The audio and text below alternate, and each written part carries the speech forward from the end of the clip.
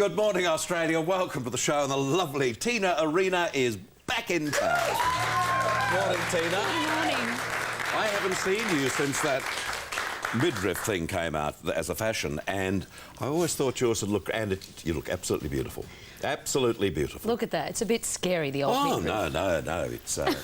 It's lovely. How are you? I'm very well, thank you. Very well, thank you, Tina. You know, happy and well and going through things. Good. And what about you? I'm actually really fantastic. I'm in a really lovely stage in my life. Are you back for a rest or just... No, back here to work, back here for concerts. One the 11th in Sydney at the State Theatre and the 14th and 15th of this month at Her Majesty's Theatre. And then it's back overseas again? Then it's back to Europe, yeah. Where do you call home now? The UK, between UK and France, is really my home now. Yeah, it's taken me a while to adjust, but... Do you miss Australia? I miss home, yeah. But I'm also, I've lived for such a long period of time now, I've lived away that it feels, you know, I've really moved on in a very positive way. I think the intriguing thing with your career, you know, a lot of the girls and blokes too, who had the advantage of Neighbours being seen over in England and so forth, even though we all knew you so well from young talent time, that is not going to help over there. And whatever you achieved over there, which was a hell of a lot, you achieve with what you were doing at that time. Precisely. They saw you and liked what they saw, because there was no preconception for you, was there? No, well, that's what I really loved about England. The very first time I went, I didn't come from Neighbours, whilst that's, you know, certainly a good, a great stepping stone to get, you know, possibly get your career, if that's the career path you want to take. It certainly gives you a great profile, but I started literally from scratch and I really enjoyed it. And I also loved coming from Australia, and I loved the no preconceived thoughts, and I love the fact that they knew nothing about me. And I'm a big fan of anonymity, because everything that Isn't that a great band? No. Oh, I'm sorry, I do beg your pardon. I tell you what would be a great name for a band. Isn't it a wonderful name? Anonymity. Anonymity, and if it doesn't work for them, who cares? I mean, because no one will know them anyway. Who cares? Yeah. I've always had ambition to do something with, in a disguise that no one knows who it is, and just see if you could achieve something. But I mean, I suppose in some respects that's what you did, no disguise. But you went over there and... I'm Tina Arena, this is what I do, and bang. Concentrated on what it is that I do best, and at the end of the day, what I do best is I sing, and I'm a songwriter. That's what I do, and that's what I promote. I'm not interested. Really doesn't interest me to do anything else but acting. Evolve, acting. Did you enjoy cabaret? Schmacting. I had a ball. Absolute ball doing cabaret. I learnt a great deal about myself, and I think it took my performance to another level. Well, I know the cast loved you up there. You did only Sydney, and I saw it in Sydney, and I just thought it was terrific to see somebody so famous for doing something else all of a sudden showing this other them, and I thought it was great. The same with Lisa. I thought it was, and I believe the same thing happened for Rachel Beck. I didn't see Rachel, unfortunately. Yeah, Rachel apparently did really well. Look, it's the role of Sally Bowles. There are very, very few roles that come that you are able to play like that are so enriching on every level, and I'm very, very grateful that I made the decision to do that. It was an incredibly vulnerable role to play, but I loved it, and I learnt a lot about myself, and what did you learn that you didn't know? Well, I leapt, and the net appeared. It saved me. I leapt. I just went, you know what? I don't know what I'm doing. Why am I here? This is happening for a reason. Am I able to pull this off? I don't want to disappoint people. I certainly don't want to disappoint myself. And I leapt, and as I said, the net appeared, and I was just like, wow, thanks. You frightened the hell out of me then when you said, I leapt. I thought, God, she's having a turn. I leapt. But it's wonderful to have you up. We'll talk more in just a few moments' time. Okay. Tina Arena, the beautiful Tina Arena. In charge of the music, Mr. Nolan Bradbury.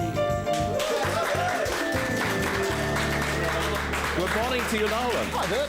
Just thinking he'd be a brand new name for you, because John Foreman's not here at the moment. He's doing Australian Idol. Hi, Tina. How are you? Let me tell you something about Nice to Nolan. meet you. He's single, He's quite handsome, as you can see. He's straight.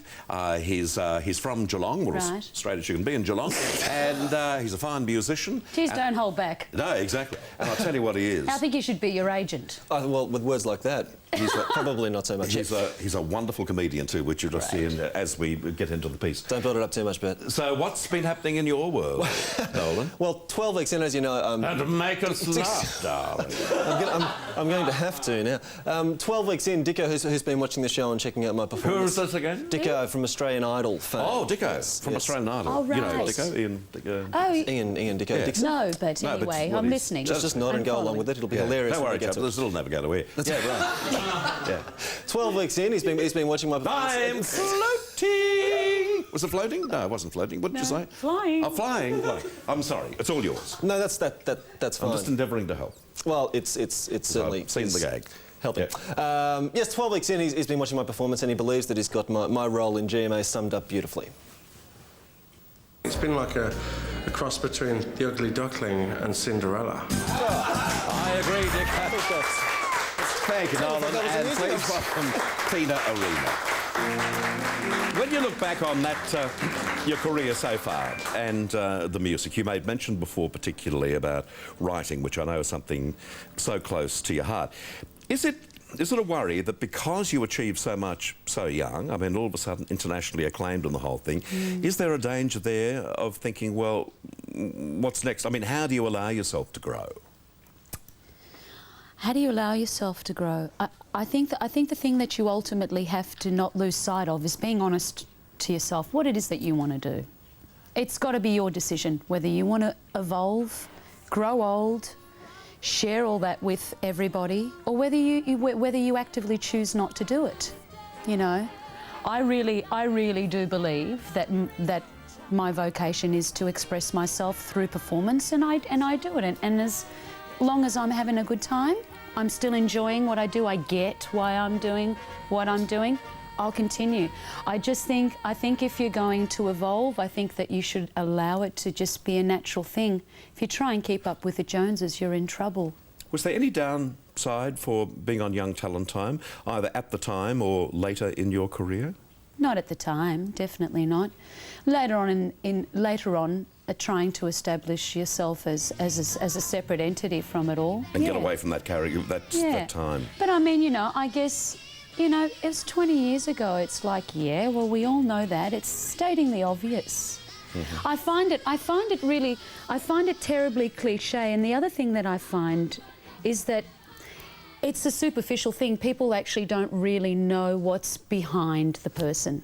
Right. And I think that people automatically assume, oh, she grew up in our lounge rooms, we know what he's like or she's like. Yeah.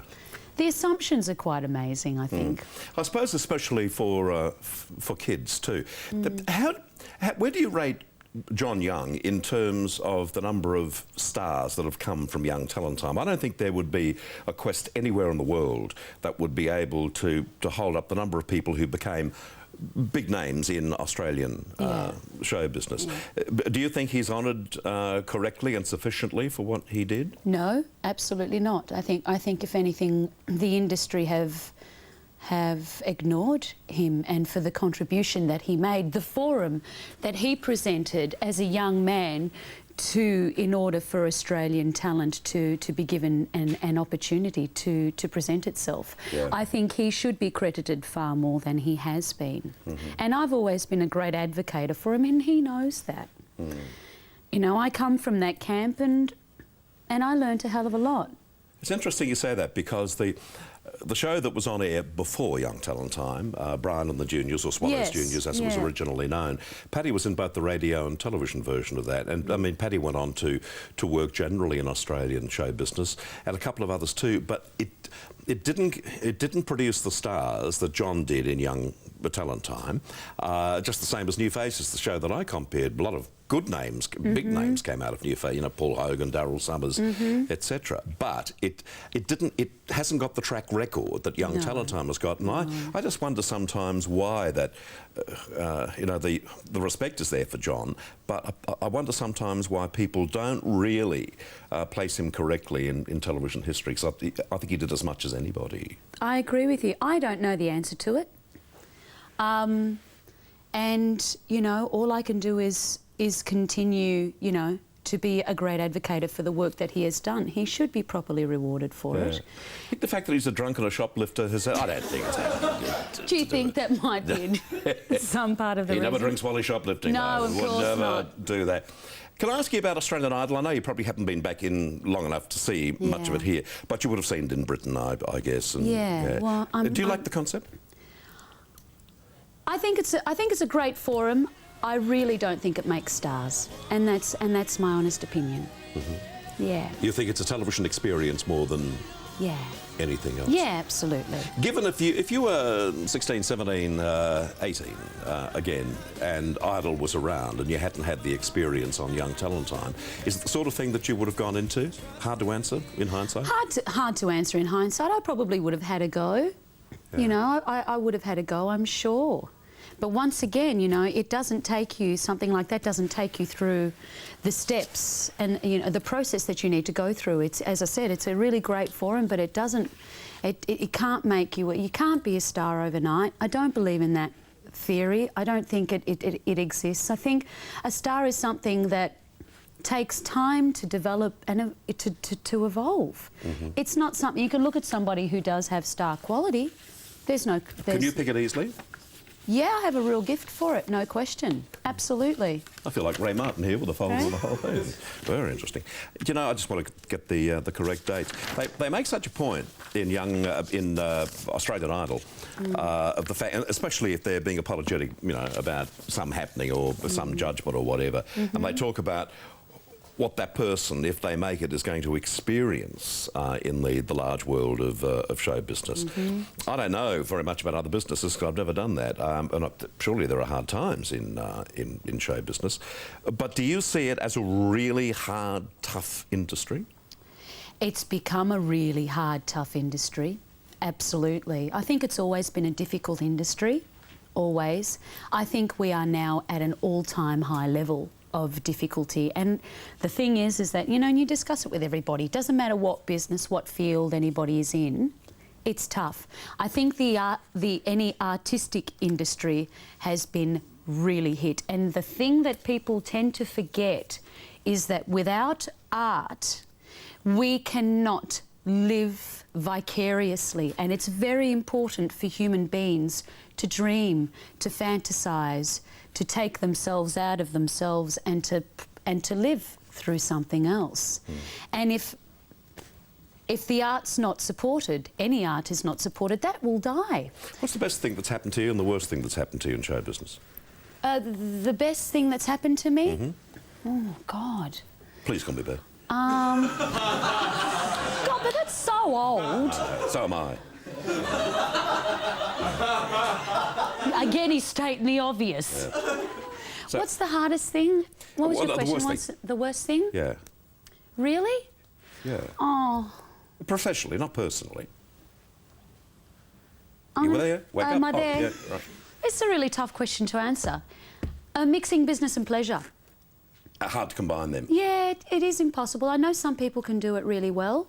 I couldn't. And which do you prefer? Do you prefer to go for business rather than personal pleasure? I keep them completely separate because that's what I think. That's what I think it's about.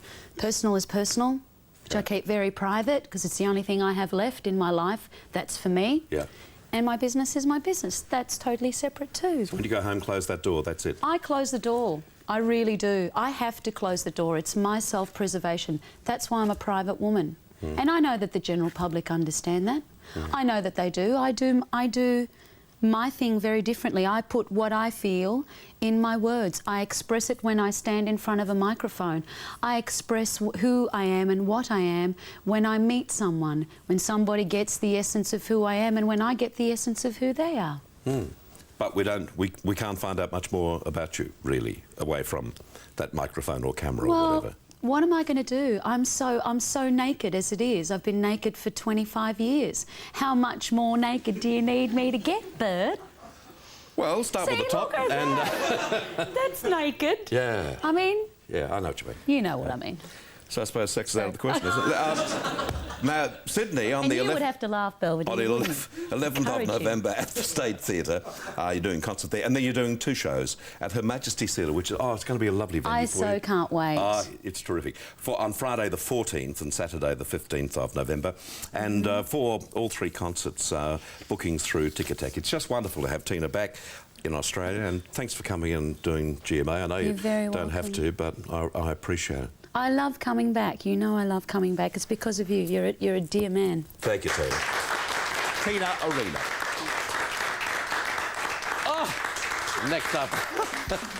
Next up on GMA, Chica Keyboy is In the Kitchen.